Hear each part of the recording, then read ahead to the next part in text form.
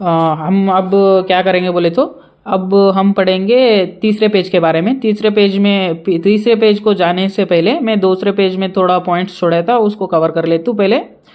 दूसरे पेज में मैंने कहा था पार्टनर्स ने धोखा दिया बिजनेस में, वो किया, वो ये किया, लॉस हुआ बोल के बोला था। उनका एक दुकान भी था।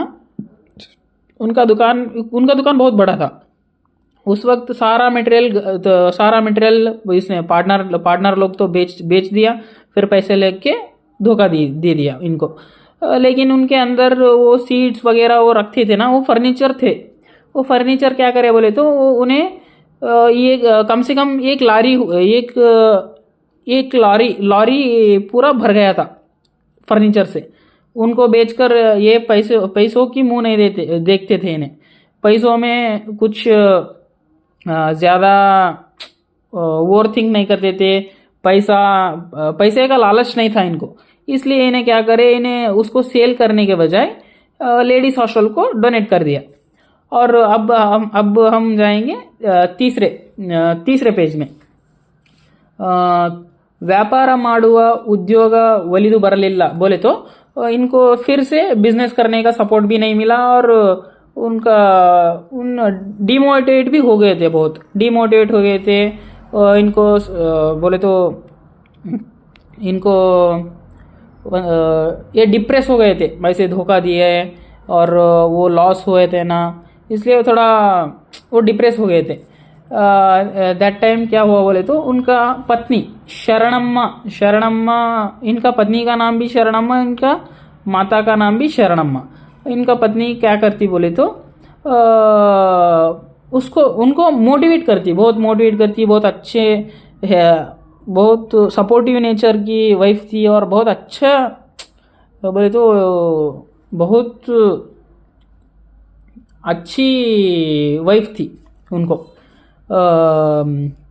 फिर उनकी वाइफ बोलती मेरा गोल्ड बेच के सारा कर्जा लौटा देंगे बोल के बोलती। फिर उन्हें जगदीश जी भी अच्छा बोल के बेच के अच्छे से बेच के वो सारा कर्ज दे देते। आफ्टर क्या होता बोले तो उन्हें सब कुछ कर्जा माफ हो गया, सब कुछ हो गया। फिर भी इनको एज भी हो गया था, फिर भी इन्हें चुप नहीं बैठे, फिर भी काम करने को जाग छोड़े घर चलाने के लिए। उन्हें पहले प्रेरणा संस्था में काम करने जाग छोड़े। प्रेरणा संस्था में काम कर रहे थे ना, तब सैलरी बहुत कम थी, घर अच्छे से नहीं चल पाती थी, और थोड़ा शॉर्टेज होता था अमाउंट का। उस टाइम उन्हें क्या करे, DH केरगड़ा अभिवृद्धि मंडली में ज्वाइन करे। फिर वो काम छोड़ के प्रेरणा संस्था में काम छोड़ के DH केरगड़ा अभिवृद्धि मंडली में ज्वाइन करके अच्छे से कमाने लगे, और थोड़ा बहुत पैसों का बहुत अच्छे से उपयोग किए, अच्छे से जीने लगे। फिर इनके फैमिली के बारे में बोले तो इनके 4 बच्चे थे। 4 बच्चे में 3 लड़के थे, 1 लड़की थी। 3 लड़के इन 4 बच्चों को कुछ भी कमी नहीं की है इन्हें।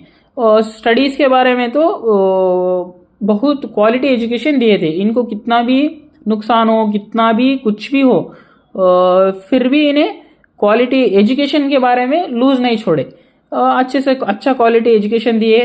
पहले 2 बच्चे चार्टेड अकाउंट बने, फिर 1 बच्चा आर्किटेक्ट बना, फिर एक लास्ट वाली लड़की संगीत में अच्छा पदवी लेके अच्छा डिग्री कंप्लीट किया, संगीत में डिग्री कंप्लीट कर दिया। फिर ರಾಯಚೂರಿನ ಗಾಜಗಾರಪೇಟೆಯಲ್ಲಿರುವ दुर्गा जगदीश ಅವರ ಮನೆ निजाम कालದ कट्टड़। इसका मतलब है दुर्गा जगदीश जी का ये घर था ना रायचूर में, वो गाजागार पेटे में था। और ये कौन सा ज़माने का बोले तो निजाम ज़माने का ये आर्किटेक्ट और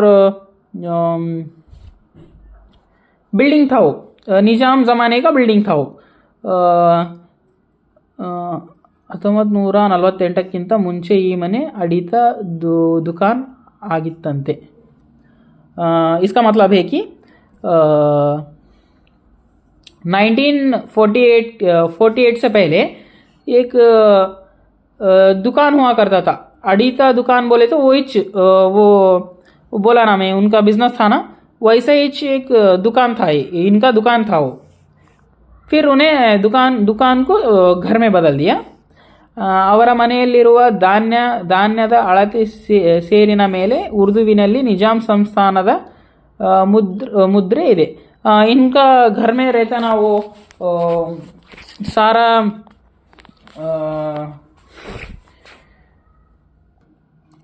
वो शेर बोले तो वो वो माफ थे ना, वो सारे लाइक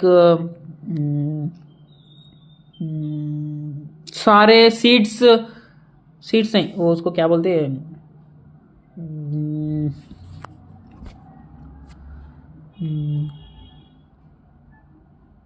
सारे गेहूं वो मापते ना, वो ऐसा राउंड रहता, वो उसको क्या की बोलते, मैं बोल दूँ उसको, वो मेजर करते ना, वो मेजर करने का ऊपर उनको निजाम सिंबल रहता, निजाम ज़माने का सिंबल रहता था, वो भी उर्दू में लिखे सो। ದುರ್ಗಾ ಜಗದೀಶ್ ಅವರ ಸಂಗೀತ ಪ್ರಿಯರು, ಚಿತ್ರಕಲಾವಿದರು, ತುಂಬು ಕುಟುಂಬ,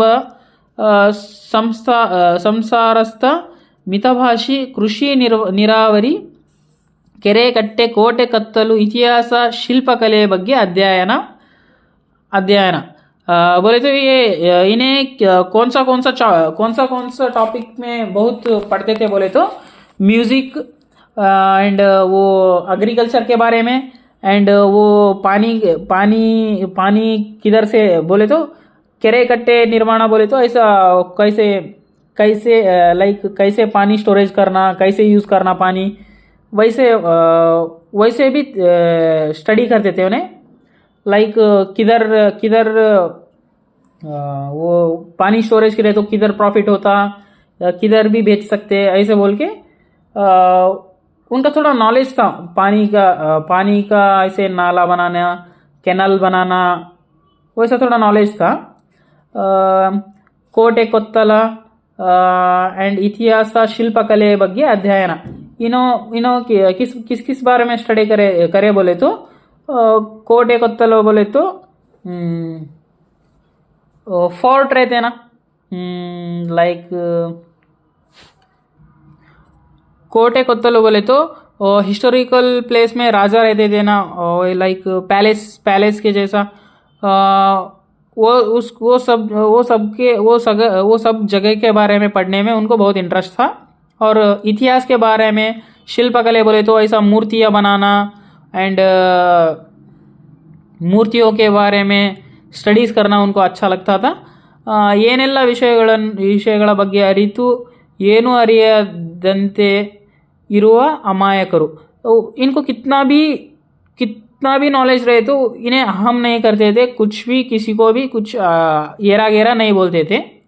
इंತಹ सरल व्यक्ति साधना श्रम अप्रतिम ನಮ್ಮ ರಾಯಚೂರಿನ ಇತಿಹಾಸ ಸಂಶೋಧನೆಯ ಕುರಿತಾಗಿ ಮುಂಬರುವ ವಿಷಯಗಳನ್ನು ಅವರು ಮಾತುಗಳಲ್ಲಿ ಓದುತ್ತಾ ಹೋಗೋಣ।